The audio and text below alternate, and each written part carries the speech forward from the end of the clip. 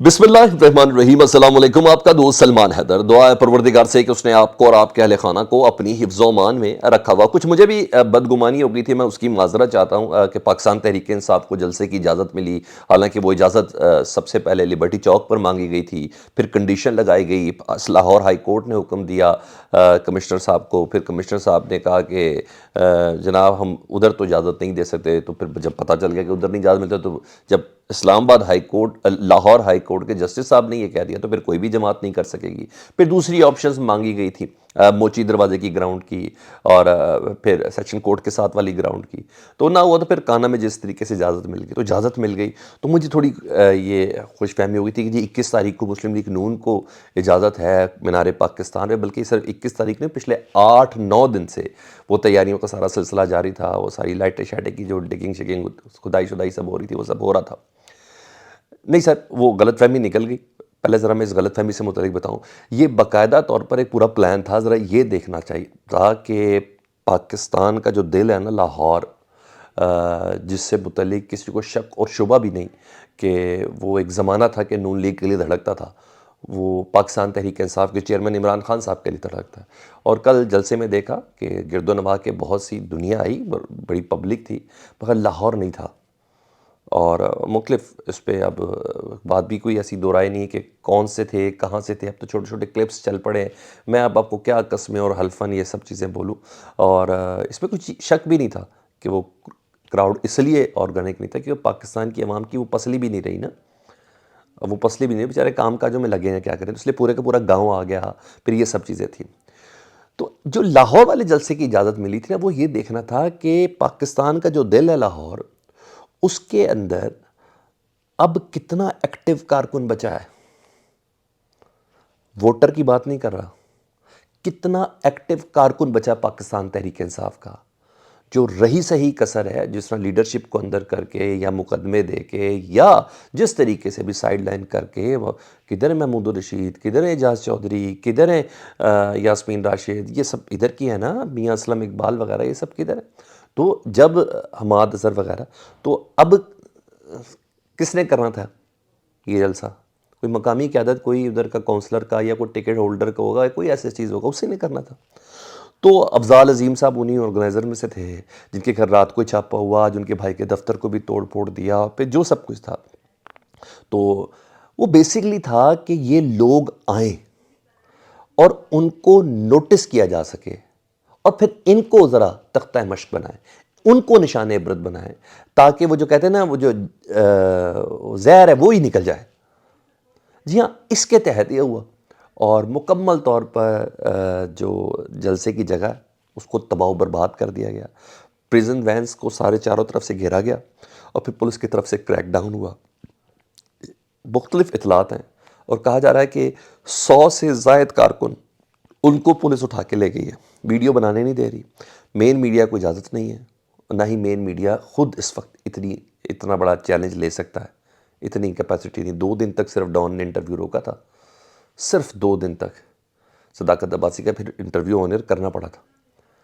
तो ये बेसिकली इस वजह से था। लेकिन अब क्या करें, अब अगली बार इनको इस तरीके से भी एहतियात करनी पड़ेगी। लेकिन हाँ, जिन लोगों को इमरान खान की जमात में से तोड़ा गया था, उनकी हालत देख लें।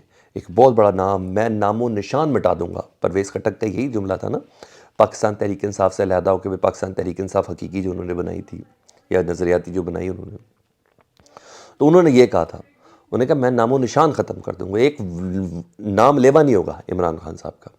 आज जलसा था, कोई 1,500-2 हज़ार कुर्सियाँ लग गई होंगी। तो मेरे जैसा मासूम साहब ही, मैं तो वहीं बड़ा मासूम, मैंने सीधा सीधा जाके उसने सवाल कर दिया। उन्होंने कहा परवेज़ खट्टक साहब एक बात बताएं, ये कुर्सियाँ क्यों नहीं भर सके आप? तो उन्होंने कहा no answer. Sir, organic crowd, organic जलसा और ये जलसा, ये फ़र्क होता है। जहाँ आना चाहते हैं वहाँ टांगे तोड़ी जा रही हैं, और जहाँ नहीं आना वहाँ आप देख लें क्या पोजीशन है। यानी जो रहा मुत्तसिल वही सवारता है, अदरवाइज़ कोई चक्कर नहीं। ये आज की तारीख में दोनों एग्जाम्पल हैं کہ پرویز خٹک کے پاس کرسیاں بھرنے کے لیے لوگ نہیں تھے، جس نے خیبر پختونخوا سے نام و نشان ختم کرنا تھا۔ بہرحال اب فاروق حبیب کی ملاقات ہوگی جی جہانگیر ترین صاحب سے، اور پھر فواد چودھری صاحب کی بھی ملاقات ہوگی، امید ہے ان کو آج تھوڑی دیر میں کوئی نہ کوئی عہدہ ضرور مل جائے گا، لیکن بہرحال سروائیو تو کرنا ہے، ان لوگوں نے زندہ تو رہنا ہے۔ تو یہاں یہ پوزیشن ہے۔ اب میں ذرا ایک اہم ترین اجلاس سے متعلق بتاؤں، جاتی عمرہ کے اندر ہوا، جس میں شہباز شریف صاحب تھے نواز شریف صاحب سے ملاقات کرنے میں، اور حمزہ شہباز بھی تھے، اسحاق ڈار، اعظم نذیر تارڑ صاحب، اور کہا تو یہ چاہ رہا ہے کہ شکرانہ کرنا تھا اس لیے مل کے بیٹھے، لیکن ڈیفینیٹلی وہ سیاسی معاملات ابھی بہت زیادہ ہیں۔ کل کے جلسے کا امپیکٹ، اس کی تقریر کا امپیکٹ عوام میں نہیں، عوام میں نہیں، کیا جو کہا تھا وہ کیا، کیونکہ وہ اتنی دیر پہ بہت سی چیزیں سامنے بھی آ جاتی ہیں، اس پہ بہرحال مشاورت ہوئی ہے۔ اب پرسوں سے ایک نئی تفصیل شروع ہونی ہے، اور کل تو بہت ہی مسئلے دوسرے ڈیفرنٹ قسم کے آ جانے سامنے ہیں، کیونکہ کل سپریم کورٹ کے اندر دو اہم ترین کیسز ہیں۔ ایک کیس تو سیدھا میاں شہباز شریف صاحب اور ان کے رفقائے کار 4 عدد جو ان کے رتن تھے نا، جس میں خواجہ آصف صاحب وزیر دفاع، جس میں وزیر خزانہ اسحاق ڈار صاحب، اور جس میں الیکشن کمیشن ڈیفینیٹلی ہو گئے، اور پرنسپل سیکرٹری، ان 4 افراد کا نام شہباز شریف صاحب سمیت نااہلی کی تلوار بھی اسی کے لیے 90 روز میں انتخابات کا حکم نامے پر عمل نہ ہونے کے حوالے سے وہ درخواست کل سپریم کورٹ کے چیف جسٹس قاضی فائز عیسیٰ صاحب سماعت کر رہے ہیں۔ اگر قاضی فائز عیسیٰ صاحب نے اپنی سماعت کے کنکلوژن میں یا اس کیس کے کنکلوژن میں یہ فیصلہ دے دیا کہ 90 روز میں انتخابات نہ ہونا یا حکم کے باوجود انتخابات نہ ہونا خلاف قانون، خلاف آئین تھا، تو ان سب کے اوپر ایک ساتھ توہین عدالت بھی لگتی ہے اور نااہلی کی تلوار بھی لٹکتی ہے، اور سب سے پہلے شہباز شریف صاحب اور اسحاق ڈار صاحب نے جانا ہے سب سے پہلے۔ تو یہ بھی بڑا میٹر کر رہا ہے کہ کل کس طریقے سے پلیس کرنا ہے 90 روز کے اندر انتخابات کے اس کیس کے حوالے سے، تو کل یہ بڑی اہم چیز ہے۔ تو ڈیفینیٹلی جب بیٹھک اور مشاورتیں ہو رہی تو اس کے اندر یہ ہے، لیکن یہ بہت ہی اہم ہے، کیونکہ ان سب کا سیاسی مستقبل، کیونکہ نواز شریف صاحب تو آ گئے، وہ سب ٹھیک بھی کر دیں گے، سب کچھ کس کے ساتھ ٹھیک کریں گے؟ ٹیم تو وہی ہے نا جنہوں نے نااہلیت کی انتہا کر دی، جنہوں نے اپنے قد سے بہت بڑے بڑے دعوے کر کے عوام کو اس طرف لے گئے کہ عوام کے پاس اب رونے کے لیے آنسو بھی نہیں بچے۔ تو یہ بڑا اہم دن ہے۔ دوسرا ایک اور بڑی انٹرسٹنگ چیز ہے، دوسرا کیس ہے وہ 5 رکنی بینچ ہے، جس پہ جسٹس اعجاز الحسن صاحب کی سربراہی میں کر رہے ہیں، جسٹس عائشہ اس کے اندر موجود ہیں، اس کے اندر مظہر علی اکبر نقوی صاحب ہیں، جسٹس منیب ہیں، اور یہ ہیں۔ تو وہ کیا کر رہے ہیں جی؟